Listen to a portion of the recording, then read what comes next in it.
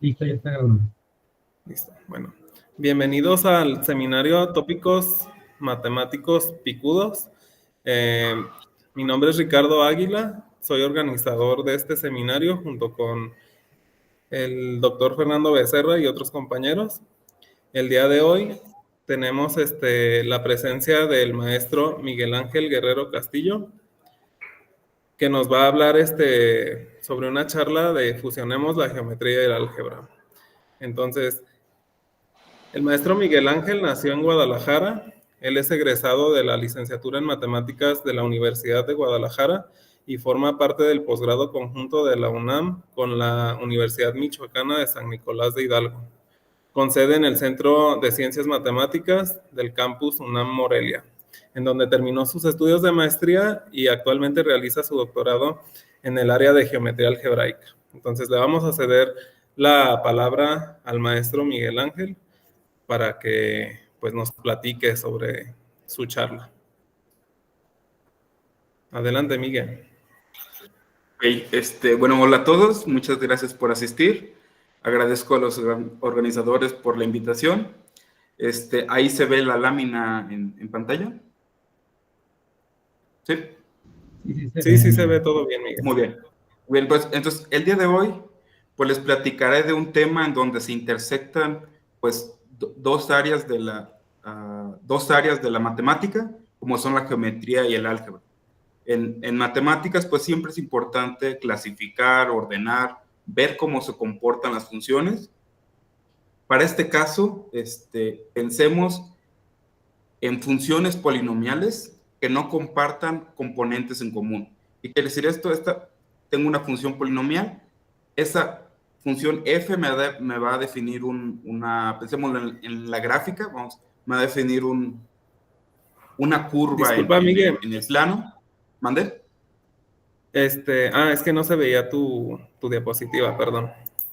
Ok, Pero ya todo bien. entonces, entonces, pues como repetía, pensemos en dos funciones, pensemos en las básicas funciones polinomiales que no compartan componentes en común. Entonces, estas dos funciones pues me van a definir gráficas o pensemos curvas en el plano. Entonces, la pregunta natural es ¿en cuántos puntos se intersectan, ¿no? Entonces, para esto, pues en sus clases de matemáticas, pues los ponen a calcular o a resolver sistema de ecuaciones. Y ahí usamos un poco del álgebra para encontrar este conjunto de soluciones por medio del método de sustitución, suma y resta. Pero también podemos hacerlo mediante un método gráfico, que es pintar esas ecuaciones en el plano y ver los puntos de intersección. Los puntos de intersección me van a representar las soluciones de ese sistema de ecuaciones que tengamos. Entonces, ese es un problema difícil si consideramos todas las funciones que existen. O sea, entonces para esto solamente nos vamos a enfocar en polinomios, en funciones polinomiales y ver si yo tengo los ceros de un polinomio y los ceros de otro polinomio, digámoslo, tengo un polinomio f, lo igualo a 0 y eso me va a pintar una gráfica en el plano. Tengo un polinomio g, que es el que puse de color naranja, y eso me va a pintar una gráfica en el plano. Entonces, ¿cuántos puntos de intersecciones tienen estos dos polinomios, ¿no? Entonces, para centralizar o para ejemplificar esto, pues recordemos que la ecuación de la recta pues es y igual a mx más b. Y la ecuación del círculo es x cuadrada más y cuadrada igual a r al radio al cuadrado, ¿no? Entonces, esas dos son funciones polinomiales, son polinomios. Más adelante voy a definir lo que es el polinomio, pero esto es como motivación de qué es lo que estamos haciendo. Entonces, yo tengo la recta y tengo un círculo. ¿En cuántos puntos se intersectan estos dos objetos? Entonces, puede ser que nos intersecten, puede ser que se intersecten una vez y puede ser que se intersecten dos veces, ¿no? Entonces, parece que estos son los casos posibles, ¿no? Entonces, nos intersectan, una intersección cuando la línea es tangente al círculo, y la otra es cuando corta en una secante al círculo, ¿no? Entonces, aquí como que parece que o es 0 los puntos de interacción, o es 1 o son 2, ¿no? Entonces, como que tengo esos posibles casos. Entonces, como les mencioné, pues solo vamos a estudiar funciones polinomiales. Entonces, ¿qué es un polinomio? Pues un polinomio pues, es una expresión finita donde tengo aquí pues, un polinomio aquí solo en una variable y potencias de esta variable. Y estos a sub i, que es el a sub 0, a sub 1, a sub 2 y a sub n, pues son coeficientes del polinomio. Por ejemplo, si yo tengo el polinomio f de x igual a 1 más 2x más x cuadrada más 5x a la cuarta, pues este es un polinomio en la variable x. Ahí aparece el coeficiente a 0, a 1, a 2, el a sub 3 ya es 0, y el a sub 4 que es 5, ¿no? Entonces, una herramienta básica o una propiedad de los polinomios es de que tienen asociado un número en particular, ¿no? Entonces, ¿qué número aquí le vamos a asociar? Pues el numerito de mayor potencia que acompaña a la x, lo que se conoce como el grado de un polinomio. Entonces, en el ejemplo anterior, el grado del polinomio es x a la... El grado del polinomio, en este caso, es 4. El coeficiente que acompaña a la mayor potencia es 5, 5x a la cuarta. Entonces, el grado del polinomio es la potencia. En este caso es 4. Entonces, así como lo pensamos para una variable, podemos hacerlo para dos variables, ¿no? Aunque aquí me van a decir, sí, Miguel, pero ya se pone un poco más complicado, ¿no? Pero en esencia es lo mismo. Veamos, aquí ya estoy poniendo en vez de a sub 1, a sub 2, a sub 3, aquí ya voy a poder utilizar unos subíndices en el coeficiente de las constantes de a, que le voy a anotar i sub j, i y j, donde i va a ser el exponente que acompaña a la x y j va a ser el exponente que acompañe a la variable y. Aquí ya tengo un polinomio de dos variables. Entonces, ¿qué es? Es una expresión finita en donde aparece la variable x, la variable y potencias de ellos, ¿no? Entonces, ¿por qué lo puse de esta manera de i sub j? Porque, bueno, aquí ya lo puse con colores, es de que el coeficiente a sub 0, 0, ese es la parte constante. En la parte que puse en azul es el polinomio, es la parte de ese polinomio que representa el polinomio de grado 1, el naranja es de grado 2 y el café es de grado n. Entonces, ahí puse esos índices de tal manera que la suma me den el grado de cada el polinomio que forma parte de mi polinomio en general, ¿no? Entonces, aquí pues no les he mencionado nada del grado, pero también podemos tener una noción del grado del polinomio en dos variables, que sería la suma más grande de las potencias de la variable x y la variable y. Por ejemplo, yo tengo este polinomio que es 5x cuadrada más 8x por y más 12y cuadrada más 4x más y más 13. Entonces, aquí podemos identificar pues la parte, aquí podemos identificar el a sub 0, 0, que es 13. Podemos identificar el a sub 1, 0, que es 4, que es el que acompaña a la x.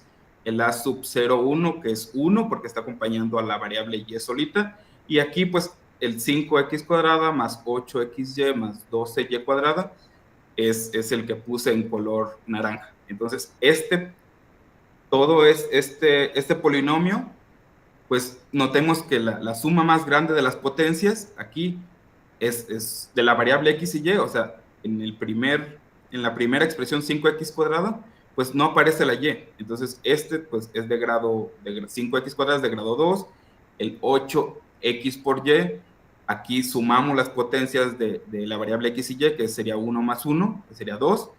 Entonces, ese también es de grado 2. y el 12y cuadrada, pues no tiene variable x, entonces aquí tengo también que es de grado 2. Entonces, este polinomio en general es de grado 2. Entonces, aquí, hasta este punto, no les he dicho nada de los coeficientes, ¿no? Pero podemos pensar en que si los coeficientes pertenecen a números en la recta real, pues vamos a decir que es un polinomio sobre los reales. Entonces, aquí también podríamos pensar en polinomios donde los coeficientes vivan en otro espacio, ¿no? Por ejemplo, que sean números complejos. Entonces, podríamos pensar en polinomios donde los coeficientes sean números complejos, y en un momento más les diré por qué es necesario considerarlos.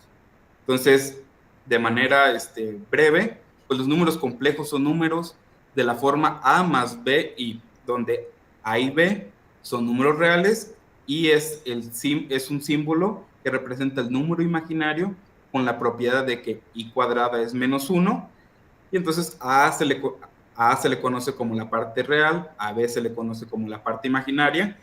Y aquí algo que vemos es de que los números reales están contenidos en los números complejos.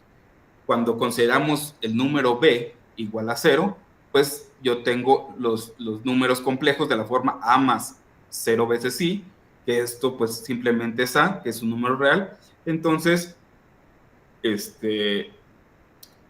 los números reales están contenidos en los números complejos.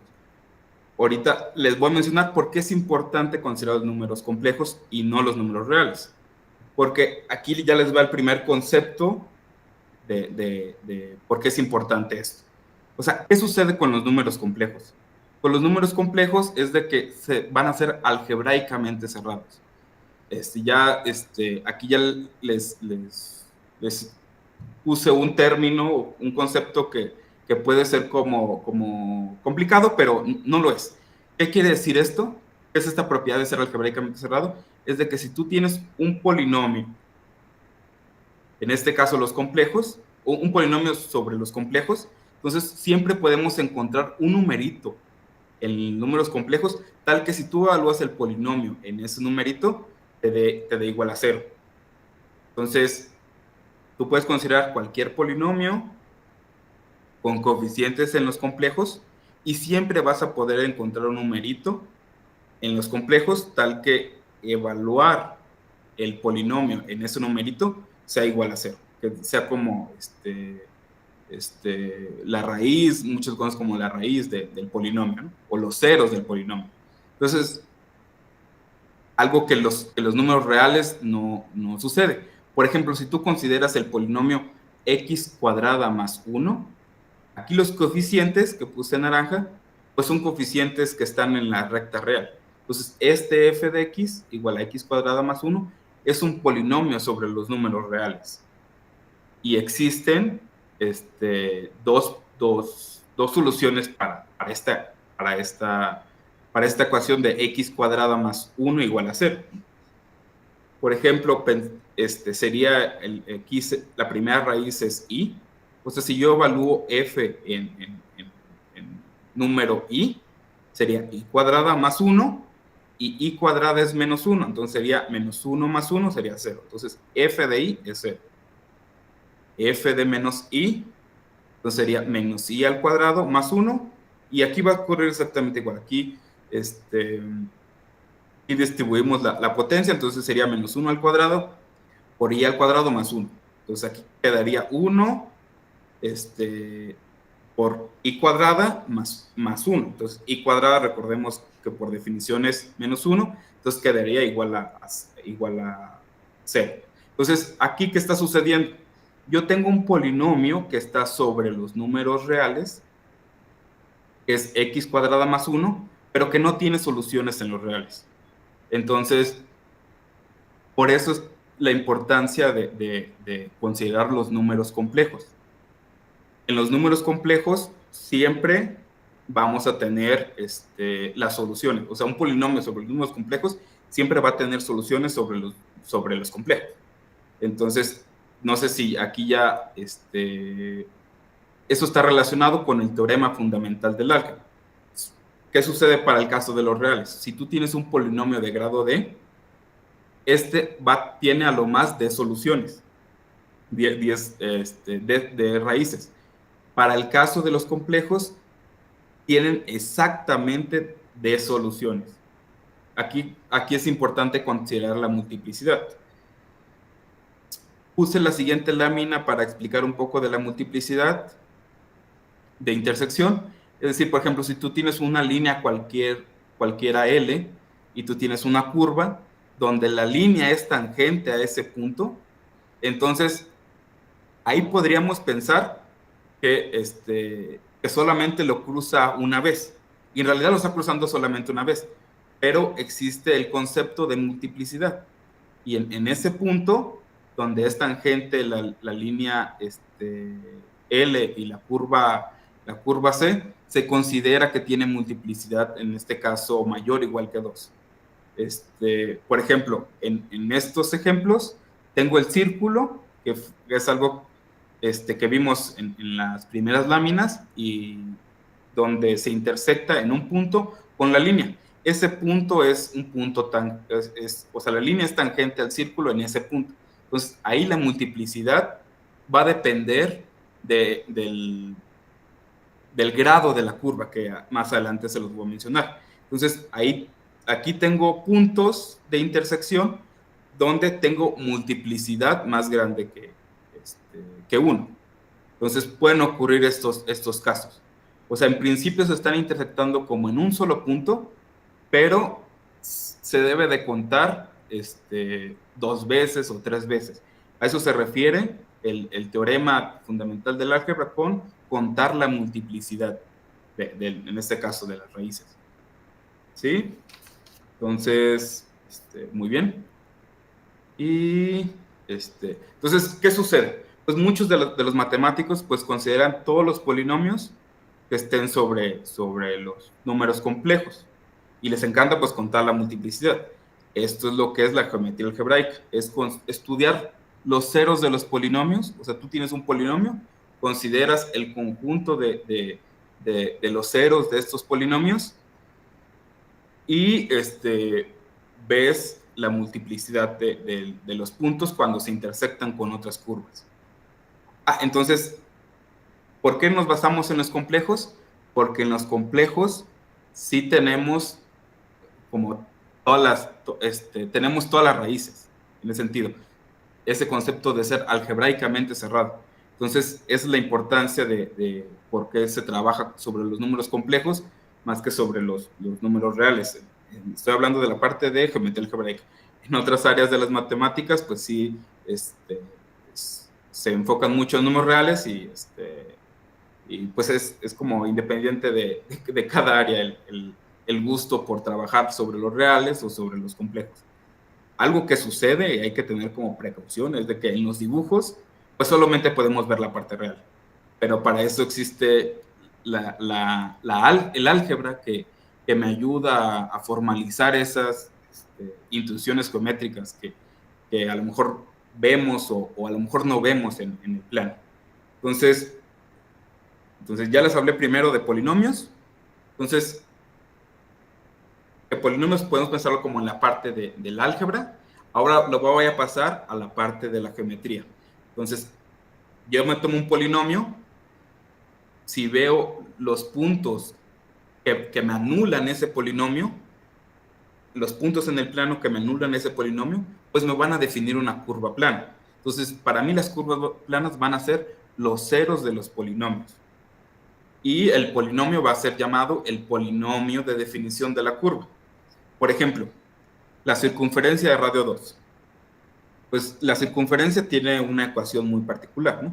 En este caso, la que está centrada en el origen es x cuadrada más y cuadrada igual a 4. Esta circunferencia me define una curva plana. Pues necesito dar el polinomio tal que si yo considero los ceros de ese polinomio, me dé exactamente la gráfica que estoy viendo en el plano. Entonces, me baso en la ecuación que está definida la circunferencia de radio 2. Yo aquí tengo que es x cuadrada más y cuadrada igual a 4, Y entonces, ¿cuál es el polinomio que voy a considerar? Aquí, como lo quiero igualado a 0, el polinomio, entonces aquí hay que igualar a 0. Entonces, aquí el polinomio de definición va a ser x cuadrada más y cuadrada menos 4.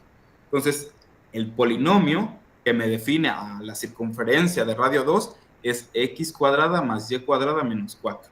Si yo considero los ceros de este polinomio, me va a dar la ecuación de la circunferencia, de x cuadrada más y cuadrada igual a 4.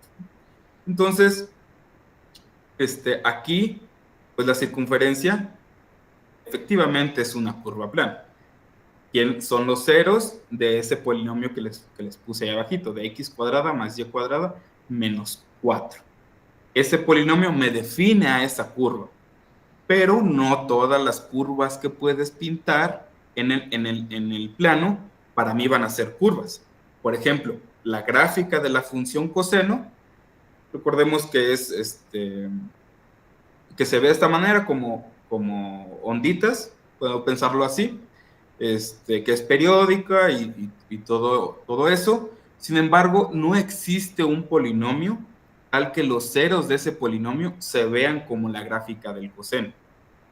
Entonces, este dibujo de la función coseno para mí no es una curva plana, porque no existe un polinomio que me dibuje eso, o sea, me tiene que dibujar eso exactamente. Entonces, la función coseno y en general las trigonométricas no me van a interesar. En geometría algebraica no se trabaja con funciones trigonométricas, es solo con ceros de polinomios.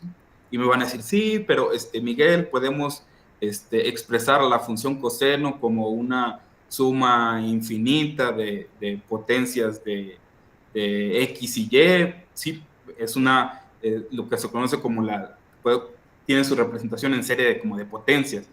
Entonces, pero esa es infinita y un polinomio es de grado finito.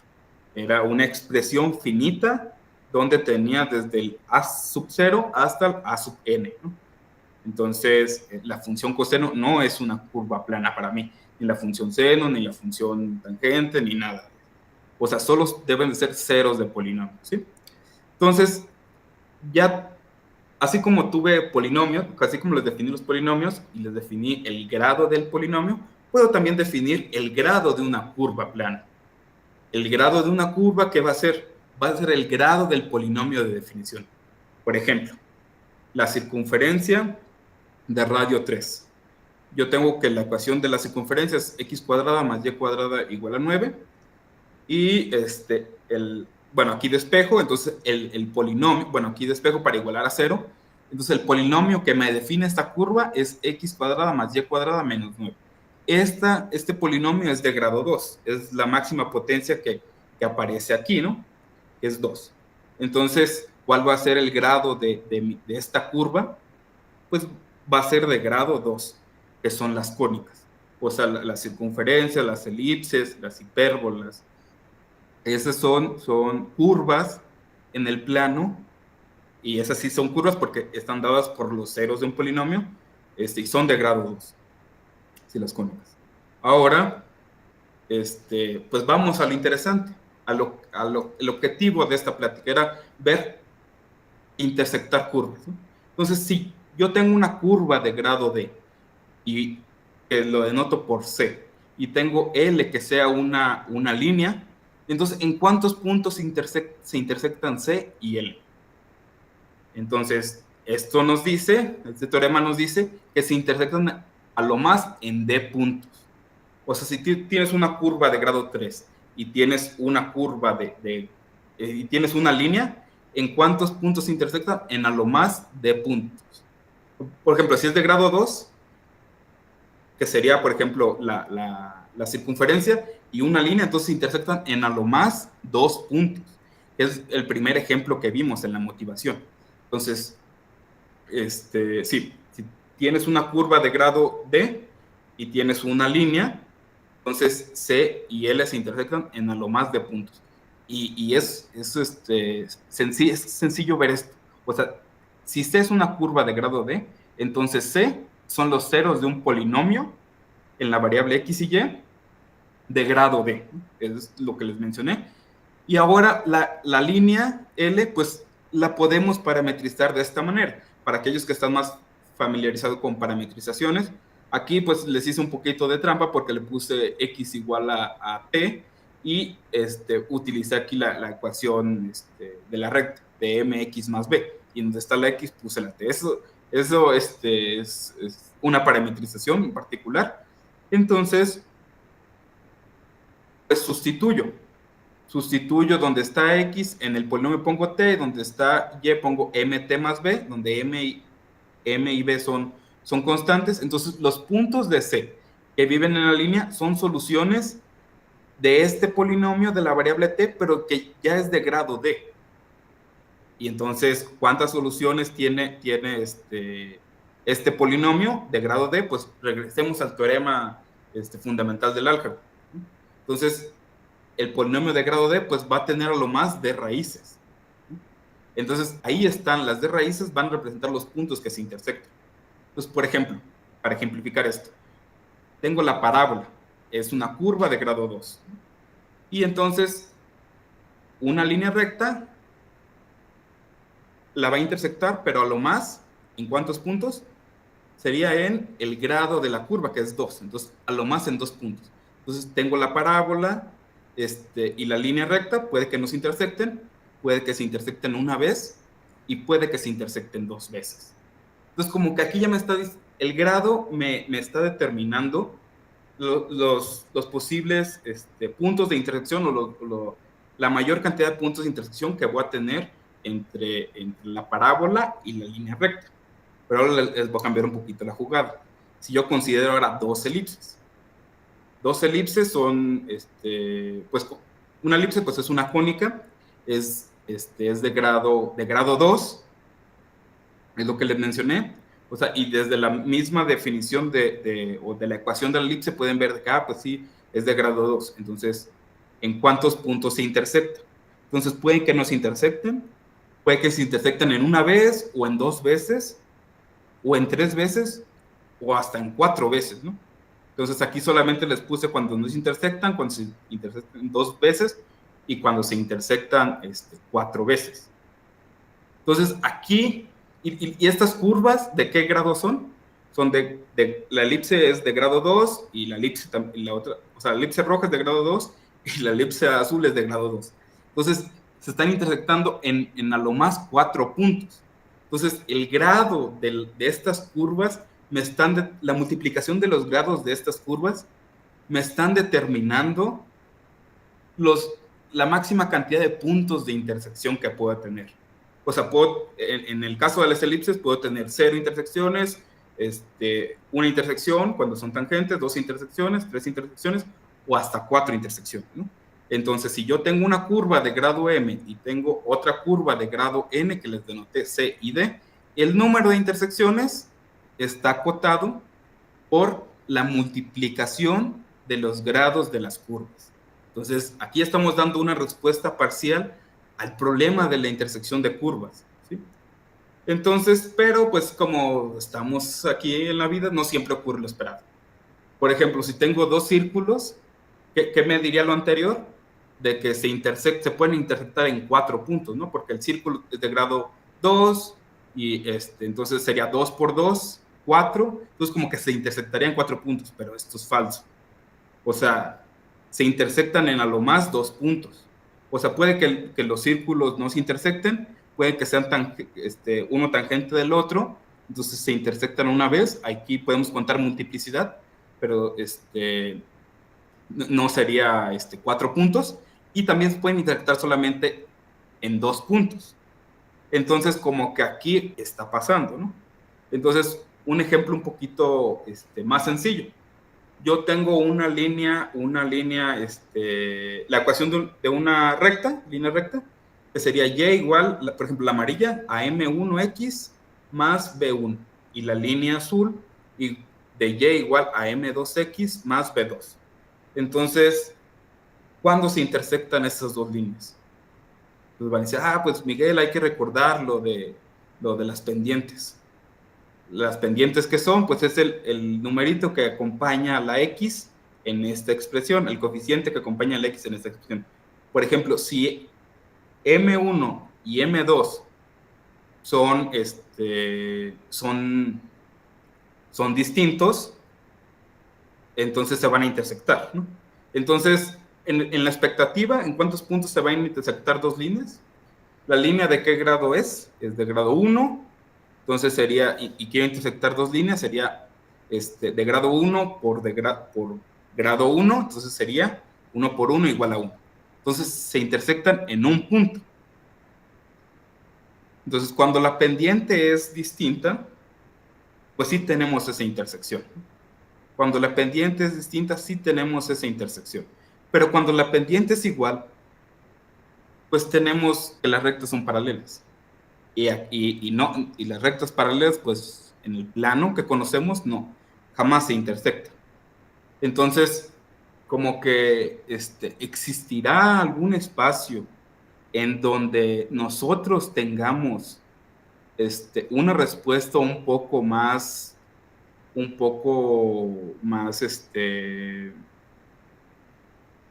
como mejorar la respuesta de la intersección de curvas, porque, por ejemplo, en el plano que conocemos, en el euclidiano, entonces el número de intersecciones va a estar determinado va a estar acotado por el grado por la multiplicación de los grados de las curvas que estén ahí en juego. Pero existirá uno donde ocurra siempre que se intersecten en tantos puntos.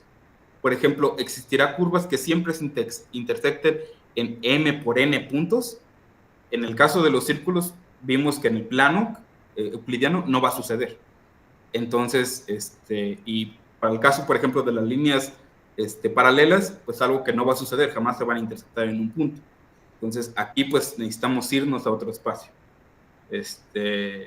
¿Y cuál es este espacio? Es un espacio, o sea, tenemos el plano euclidiano y necesitamos otro espacio que contenga el plano euclidiano, pero que también contenga otras cositas, otros puntos. Entonces, nos vamos del plano al plano proyectivo.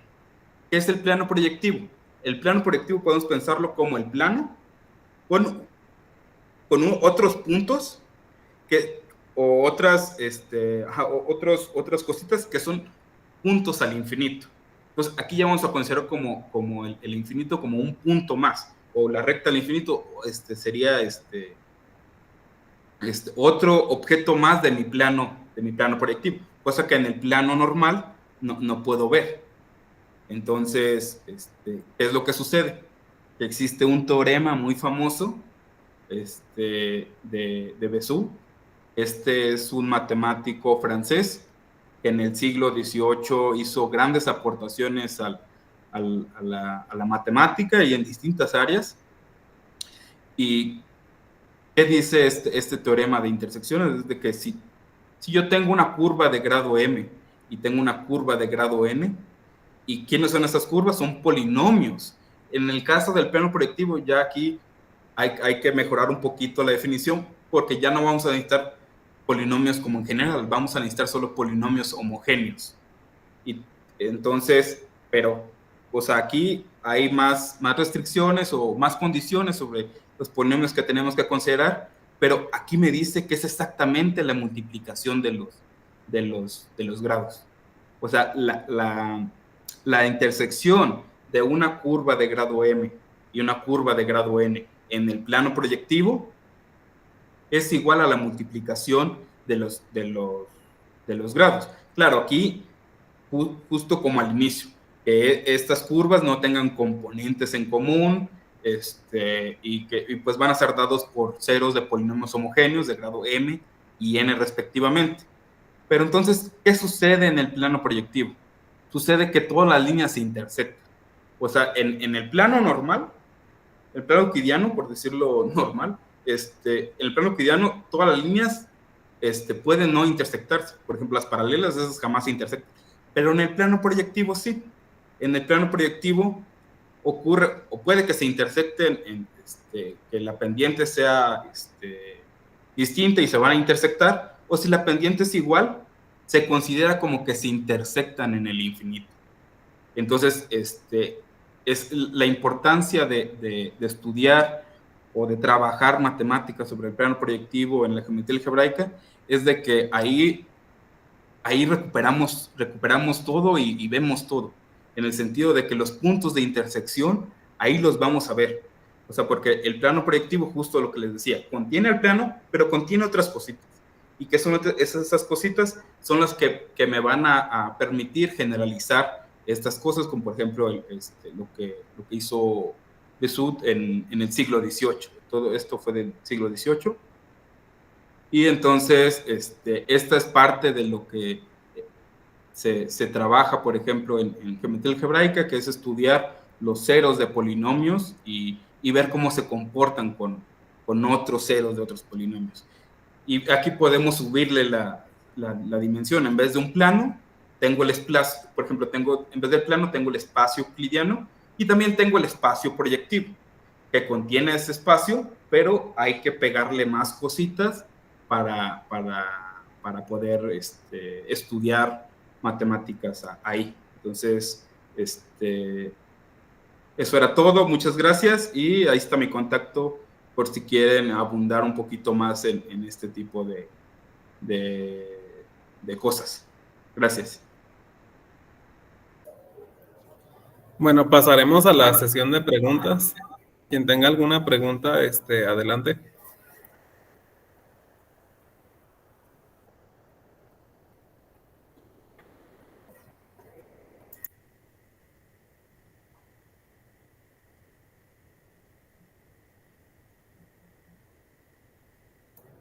Bueno, y si no hay preguntas, agradecemos a Miguel Ángel por su charla y los Gracias. esperamos para la próxima charla que será impartida por el doctor Miguel Ángel Olmos. Que tengan un buen día. Gracias. Gracias, Miguel. Gracias.